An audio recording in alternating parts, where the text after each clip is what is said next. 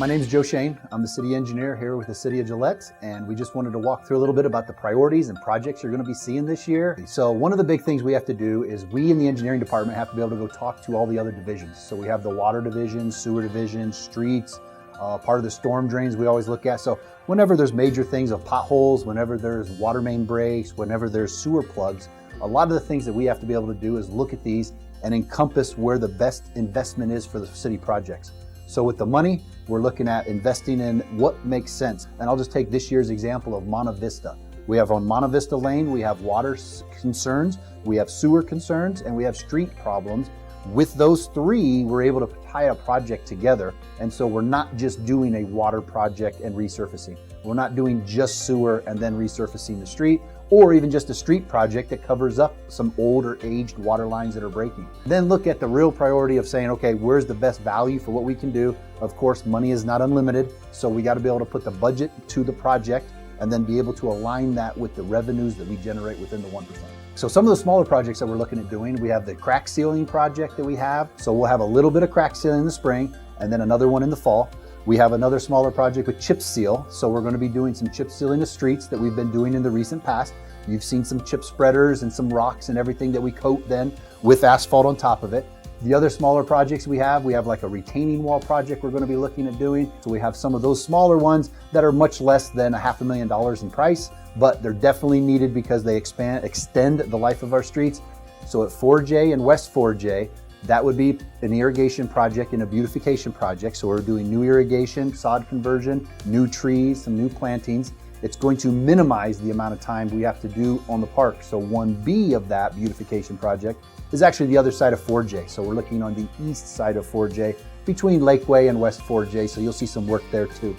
The other one with the parks is Overlook Park. So if you live up near the Overlook Park area, you're looking at a new playground area. We're going to put some new drainage, drainage being the concrete going around, some new retaining wall, new parking areas. Those are the things we're looking at, and then new play features. Going to the pool.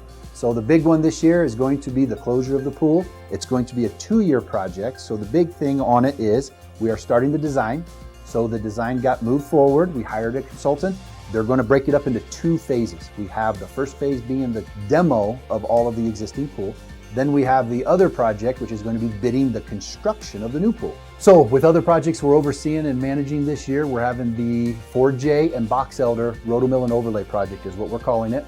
We're going to see repairs of Box Elder between, it's going to be Emerson all the way to 4J. It's the 3-lane section of where we're talking about. So we're milling and overlaying, which means we're going to mill off 3 inches of the existing asphalt.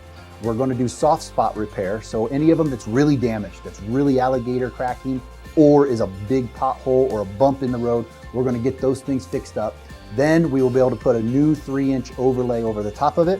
4J as well then is from Lakeway all the way down to West 4J. So we want to save those streets, so that one's getting a 2-inch mill and overlay, and we'll be able to get that done.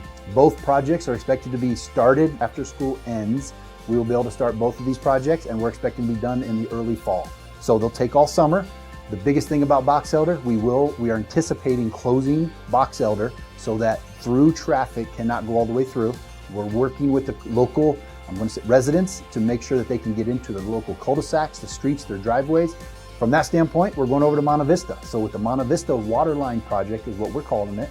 With that, we have water, sewer, and street surfacing within the Monte Vista area.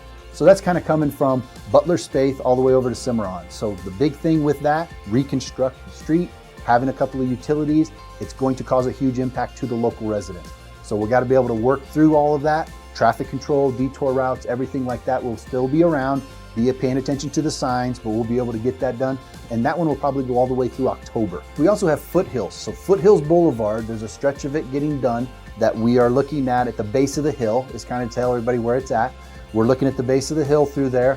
We are reconstructing the surfacing, and we also have a little bit of water valves and fire hydrants that are getting upgraded. This is a shorter project, so we're only looking for a couple of months worth of work.